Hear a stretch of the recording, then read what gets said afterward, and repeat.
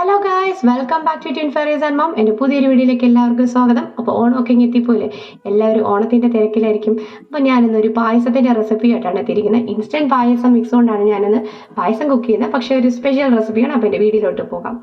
അപ്പോൾ അതിനായിട്ട് ഞാൻ കുറച്ച് ചൗരി എടുത്തിട്ടുണ്ട്. ഇനി നമുക്കൊരു പാത്രത്തിലോട്ട് കുറച്ച് വെള്ളം ഒഴിച്ച് നമുക്കിനി അതൊന്ന് ചൂടാക്കാനായിട്ട് വെക്കാം. അപ്പോഴത്തേക്കും നമ്മളെ ചൗരി നമുക്കൊന്ന് കഴുകി വൃത്തിയാക്കി എടുക്കാം. ഞാനിപ്പോൾ ഒരു 4-5 സ്പൂണോളം ചൗരി എടുത്തിട്ടുണ്ട്. അത് നന്നായിട്ട് കഴുകി വൃത്തിയാക്കി എടുത്തിട്ടുണ്ട്. ഇനി ചൂടായി വരുന്ന നമ്മൾ തിളച്ച വെള്ളത്തിലോട്ട് നമുക്ക് ഈ ചൗരിയും കഴുകി വൃത്തിയാക്കി വെച്ച ചൗരി നമുക്ക് ഇതിലോട്ട് ആഡ് ചെയ്ത് കൊടുക്കാം. ഇനി ആഡ് ചെയ്ത് കൊടുത്തതിന് ശേഷം ഇത് നമുക്കൊരു ലോ ഫ്ലെയിമിൽ വെച്ച് കുക്ക് ചെയ്യാം. അടച്ച് വെച്ച് കുക്ക് ചെയ്യണമെങ്കിൽ അങ്ങനെ ചെയ്യാം. ഒരു 10-15 മിനിറ്റോളം കുക്ക് ചെയ്യുമ്പോഴത്തേക്കും നമ്മളെ ചൗരിയൊക്കെ ഇങ്ങനെ ഇന്ന് നല്ല ബബിൾസ് ആയിട്ട് വരുന്നത്. കാര്യം നമ്മൾ ഇൻസ്റ്റൻറ്റ് പായസം മിക്സ് കൊണ്ടാണ് പായസം ഉണ്ടാക്കുന്നത്. അപ്പോൾ അതിൻ്റെ അകത്ത് ചൗരി ഒന്നും ഉണ്ടാവില്ല. അപ്പോൾ അതുകൊണ്ട് തന്നെ ഒരു സ്പെഷ്യൽ ഒരു പായസമാണ്. ഇനി നമുക്ക് കുക്കർ എടുക്കാം. കുക്കറിലോട്ട് നമുക്ക് 1 ലിറ്റർ പാൽ ഒഴിച്ചു കൊടുക്കാം. അപ്പോൾ 2 കുര പാൽ ഞാൻ ഈ കുക്കറിലോട്ട് ഒഴിച്ചു കൊടുത്തിട്ടുണ്ട്. മുരളിയുടെ പാലാണ് ഞാനിപ്പോൾ ഇവിടെ എടുത്തിരിക്കുന്നത്. അതാകുമ്പോൾ കുറച്ച് തിക്നെസ് ഉള്ള പാലാണല്ലോ. അപ്പോൾ അതുകൊണ്ടാണ് അതെടുത്തിരിക്കുന്നത്. നമുക്ക് വേണമെങ്കിൽ കുക്കറിൽ വെക്കാം, അല്ലെങ്കിൽ നമുക്ക് ഉരുളി ഉണ്ടെങ്കിൽ ഉരുളിയിലും പായസം വെക്കാം. എന്നിട്ട് പതുക്കെ ഒന്ന് ഇളക്കി കൊടുക്കാം. ഇനി ഇതൊന്ന് തിളച്ച് വരുന്നിടം വരെ നമുക്കൊന്ന് കാത്തിരിക്കാം. അപ്പം കുറച്ച് സമയം കഴിയുമ്പോഴത്തേക്കും പതുക്കെ ഇങ്ങനെ തിളച്ച് വരും. അപ്പം നമ്മളിവിടെ എടുത്തിരിക്കുന്ന പാലട പായസമാണ് ടേസ്റ്റി നിബിൾസിൻ്റെ ഇൻസ്റ്റൻറ്റ് പായസം മിക്സ്. അപ്പോൾ നമ്മളെ പാലിങ്ങനെ തിളച്ച് വരുന്നുണ്ട്. നമുക്കൊന്ന് ചെറുതായിട്ടൊന്ന് ഇളക്കി കൊടുക്കാം. നമ്മൾ ലോ ഫ്ലെയിമിൽ വെച്ച് തന്നെ നമ്മൾ അടച്ച് വെച്ച് ഒരിക്കലും പാല് വേവിക്കാൻ വെക്കരുത്. കാര്യം തിളച്ച് പോകും, അതെല്ലാവർക്കും അറിയാമല്ലോ. പെട്ടെന്ന് നമുക്ക് കുറച്ച് പാൽ ഉണ്ടല്ലോ തിളച്ച് പോകില്ലെന്ന് വിചാരിക്കും. പക്ഷേ നമ്മൾ കണ്ണ് തെറ്റി അപ്പം തന്നെ പാല് തിളച്ച് തൂകും. അപ്പോൾ നമ്മൾ ആ പാലിങ്ങനെ തിളച്ച് വരുന്നുണ്ട്. അപ്പം ഞാൻ ഫ്ലെയിം കുറച്ച് വെച്ചിരിക്കുവാണ്.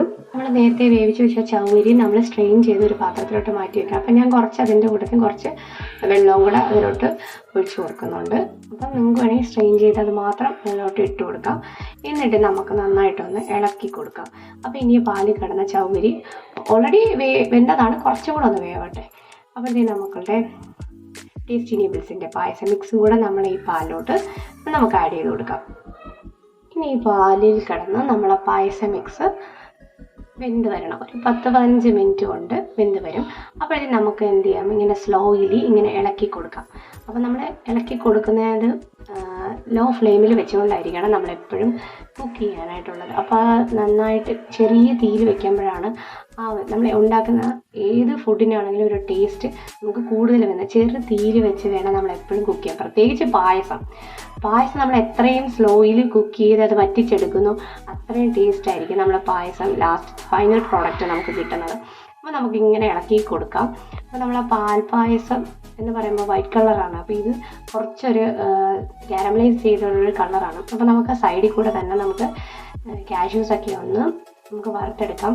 നമ്മൾ ഇൻസ്റ്റൻറ്റ് പായസം മിക്സിൻ്റെ അകത്ത് റൈസൻസും കാഷ്യൂസും ഒന്നുമില്ല. അപ്പോൾ നമുക്ക് കുറച്ച് നെയ്യ് എടുക്കാം. നെയ്യിലോട്ട് ഞാൻ ഒരു ഏലക്ക ഇട്ട് കൊടുക്കുന്നു. കാര്യം ഇവിടെ മക്കൾക്ക് ഏലക്ക അത്ര ഇഷ്ടമല്ല, ഞാൻ പൊടിച്ച് വെച്ചിട്ടില്ല. അപ്പോൾ പിന്നെ ജസ്റ്റ് ഒരു മണത്തിന് വേണ്ടിയിട്ട് ഞാൻ ഒരു ഏലക്കയെ ചേർത്ത് കൊടുക്കുന്നുള്ളൂ. അത് നെയ്യിലിട്ടൊന്ന് റോസ്റ്റ് ചെയ്തെടുക്കാം. റോസ്റ്റ് ചെയ്തിട്ട് അത് നമ്മൾ ഇടിയല്ലും വെള്ളവും വെച്ചിട്ട് ഇടിച്ചിട്ട് നമ്മൾ പായസം നന്നായിട്ട് കുക്കായി വരുമ്പോഴത്തേക്കും നമ്മൾ അതിനോട്ട് ചേർത്ത് കൊടുത്താൽ മതി. എന്നിട്ട് ഞാൻ കാഷ്യൂസ് എല്ലാം അത് പൊട്ടിച്ചെടുത്തപ്പോൾ അതൊക്കെ കുറച്ചൊന്ന് പൊട്ടിപ്പോയിട്ടുണ്ട്.